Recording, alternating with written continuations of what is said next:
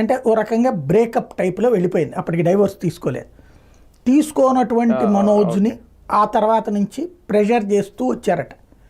అంటే అతను దాన్ని ఏమంటారు డిప్రెషన్లోకి వెళ్ళిపోయి, అదేదో కామ్రేడ్ ఏదో సినిమాలో ఉంటుంది, లావుగా బాగా అంటే మనిషి బాగా పాడైపోయాడు ఆ టైంలో.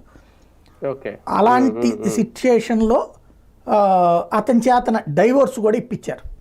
ఎందుకని? అమ్మాయి రేపు పొద్దున సూట్ వేస్తే, కేసు వేస్తే, ఎందుకంటే అమెరికన్ చట్ట ప్రకారం ఉంటుంది, లేకపోతే వేరే వేరే అవకాశాలు ఉంటాయి కాబట్టి ఇతని చేతనే డైవోర్స్ ఇచ్చినప్పుడు ఆస్తులు వెళ్ళిపోతాయి కదా, 50% ఇవ్వాల్సి వస్తుంది కదా, 50% 30% ఇవ్వాల్సి వస్తుంది కదా. ఆ అమ్మాయికి ఆ ఆస్తి ఇవ్వనీయకుండా ఉండడం కోసం మనోజ్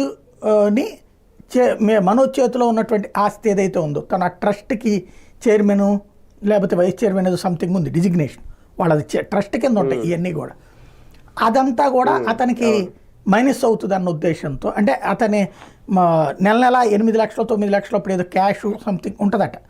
ఇప్పుడు అవన్నిటి దెబ్బతీయడం కోసం అవన్నీ పోతాయి, అమ్మాయికి ఇవ్వాల్సి వస్తుంది, నువ్వు మొత్తం కూడా రాసేసేయమని చెప్పి మొత్తం కంప్లీట్గా ఇల్లు కానీ అన్నీ కూడా అతని పేరున ఉన్నటువంటి ప్రాపర్టీ మొత్తం విష్ణు పేరును రాయించారట. రాయించేసి ఆ తర్వాత ఇతను ఎక్కడ ఉండాలి మరి? ఉంటే అమ్మాయి క్లెయిమ్ చేస్తుంది కదా.